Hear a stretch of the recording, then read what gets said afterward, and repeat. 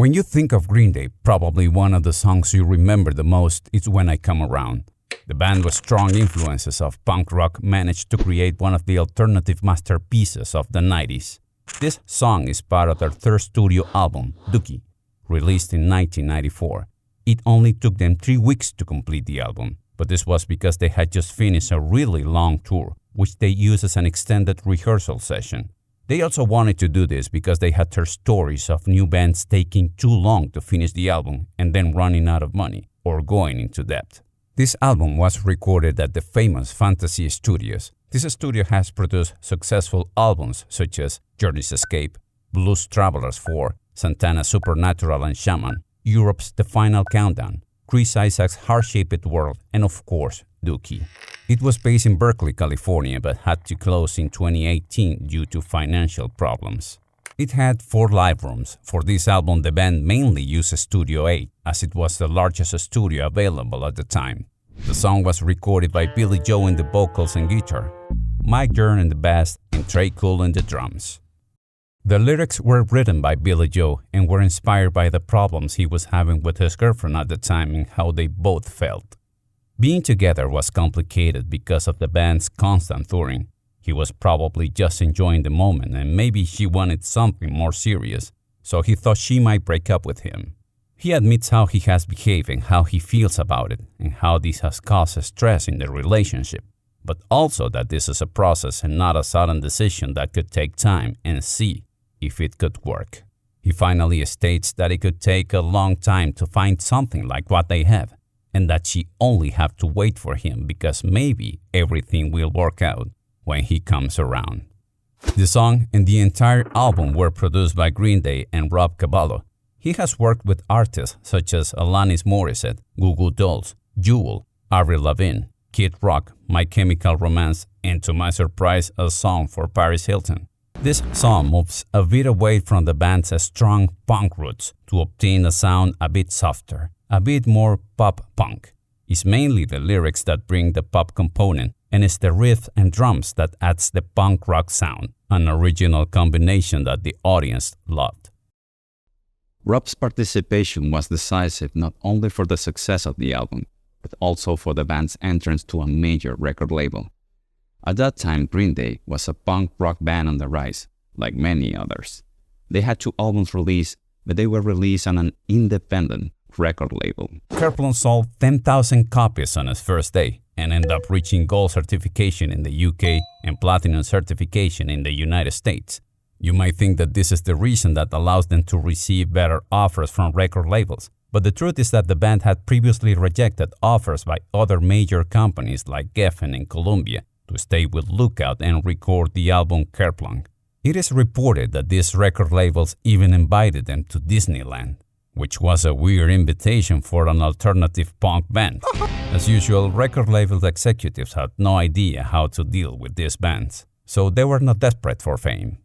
Rob at the time was a junior artist and repertoire representative who produced the first album of a band called The Muffs, a band of which Green Day was a big fan of. Green Day invited him to the rehearsals, and according to my research, they just played their songs and smoked some giggle smoke. From that point on, Rob eventually combines them to become part of a new record label, Reprise Records, which was a solid and well-connected music company. The band members eventually mentioned that he was the only person we could really talk to and connect with. This decision had a bad reaction from the punk movement of the 90s, which labeled them as sellouts, leaving the independent record label to move to another that had in its catalog artists like Eric Clapton, Aerosmith, Journey, Beach Boys, Stevie Nicks, and Frank Sinatra, who was the founder. Definitely none of them represent in any way the alternative punk movement. The reality is that after having a moderate success with Kerplunk and having to spend most of their time on tour, Billy Joe had to live in a cold basement, sleep on a couch, and almost without a girlfriend. Dookie had 5 singles: Longview, Basket Case, Welcome to Paradise, When I Come Around, and finally, She. In general, the whole apathetic and disaffected vibe of Green Day's Dookie connected with young people of the 90s, also known as Generation X. For those who were not part of that era, let's put it in historical context. It was a moment when technology was changing. Cable was at its peak. The internet was mostly text, and cell phones only made calls. More women were becoming part of the workforce instead of just being housewives. Divorce were on the rise, perceived as something bad by religion, which had a greater influence in society at the time. MTV was our only source of video clips. They only played music videos, not realities, and radio was the source of new music. When I Come Around remains until this day the greatest hit of their 1990s era. It also gave Billy Joe the money to move out of the basement, as he told in an interview for Spin magazine in 1999. My life completely changed because of that record, in ways I'm still coping with. After all the success of the album, a strong record label support, and the pushing marketing influence of MTV, of course a video clip was part of the deal. When I Come Around was the fourth and final video of the album, Dookie. The director of the video was Kohr, with whom the band worked on many other videos, such as Longview, Basket Case, and even years later another great hit, Good Riddance, Time of Your Life. He has a solid career as music director. Some of those videos are No Doubt, Just a Girl, Alanis Morissette, Hand in My Pocket, Shakira, Ojos Así, and even worked as camera in The Night Before Christmas. The main story of the video shows scenes of everyday life of different people in an urban environment in California. The camera focuses on one person and the surroundings, eventually focusing on another character when the first person looks at them from afar. This new character then becomes the main focus of the camera. According to the director, the video is about preconceptions, what we think of a person when we first see them, their clothes, their environment, their attitude, etc. Aspects that we use to create a profile of what kind of people they are without even knowing them. Then he takes it to the next level by showing a close-up of the character while it stares at another person, making us wonder what he or she might be thinking, a second preconception. To then start the process all over again by showing us a full shot of the next person and the surroundings, with which we again form our own idea of what kind of person they are. The inspiration for these preconception shots came from a scene in 2001, A Space Odyssey. The story continues like this from one person to the next, from a family in a living, to a man in an alley, to a couple kissing, etc., until we get back to the first guy who appeared, and finally ending the video with the same night scene we saw at the beginning, creating with this a closed loop. This image is from the church Misión San Francisco de Asís, which is also located in San Francisco. The scenes with the actors were recorded at the Ambassador Hotel in LA, which was a really famous and luxurious hotel that was almost abandoned at the time and only allowed private events and filming. The ballerina scene was filmed on the first floor in a room that faced the pool. The unemployed, senior lady and Victorian girl scenes were recorded on the second floor. The Gambino scene was filmed in the parking lot area of the same hotel, and the couple just right across the street from the parking lot. The couple shown in the video were actually dating at the time. The guy was the actual touring guitarist of the band, Jason White. The crew rented the rooms and redecorated them. When they finished filming, they asked if they should undo all the changes, and the management told them to just leave the rooms as they were, that it wasn't necessary. 2 years after the video became famous, the director returned to the hotel to film another project, and the hotel staff not only recognized him, but told him that the rooms were still there and that they were now called the Green Day Rooms. By the way, that other project was the video clip Good Riddance, Time of Your Life. An eerie fact is that in 1968, Robert F. Kennedy, brother of John F. Kennedy and candidate for the presidency of the United States, ceased to exist in the kitchen of the hotel after a random political activist attacked him, a fact that contributed with the hotel's decline. Finally, this place doesn't exist anymore because it was demolished in 2008 and is now a school complex named after Robert F. Kennedy. The band initially suggested a video with a voyeuristic topic, but the director politely declined the idea and instead developed this story about preconceptions. This anecdote is from the documentary The Art and Aesthetic of Music video documentary with Mark Kohr by Thibaut, and it's about the director's working art, which I recommend watching whether you are a Green Day fan or an audiovisual enthusiast.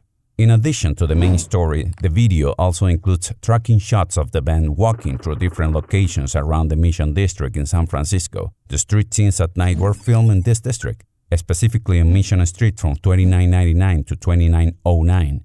In general, this district is known for its Latin influence, mostly Mexican community. The second scene, where they walk inside of a subway station, was filmed at the Powell Street BART station, which is actually a metro station. The appearance has changed since then, as an $1.3 million renovation was completed in November 2022. According to the director, the phone scene was completely improvised by Billy Joe, so there are no hidden messages there. The station is not far from the Mission District. I was surprised to find good comments about it, mixed with reports of crime in the area. The driving transition scene in long exposure was filmed at Broadway Street, from 504 to about 501. You can see how the tree have grown after all these years. This was the second most difficult location to find. The third scene shows them walking down in a colorful hallway. This was filmed at a youth hostel on Mission Street in San Francisco. Unfortunately, according to the director, the hostel doesn't exist anymore, and it's believed that the building is gone too, so this location is no longer available. Finding the story behind this location was the most difficult. So this is how Green Day's When I Come Around landmark tour looks like. It was quite an ordeal to complete this. For the video, they had the look of a typical 90s punk rock band, including Thresh hair. Let's check the rest. They are all wearing classic Chuck Taylor shoes by Converse. Billy Joe have the all-black version. Leather jacket. Even if it's not the classic rock jacket, Mike falls under the style. The punk belt. It must have the leather and metal details. The only one visible is Mike. I can verify the other members. The wallet chain. This accessory was a classic among punk rockers, and you can see that Billy and Mike have it. And last but not least, Billy Joe's striped sweater, which according to my research helped to increase the popularity of this type of clothing at the time.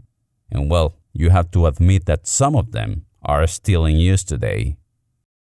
One anecdote is that since the song did not have a video clip, and the record label did not want to sell it as a single in order to boost the album sales, they needed a video to start promoting the song on MTV.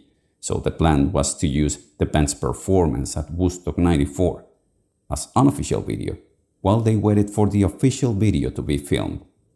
At least, that was the plan.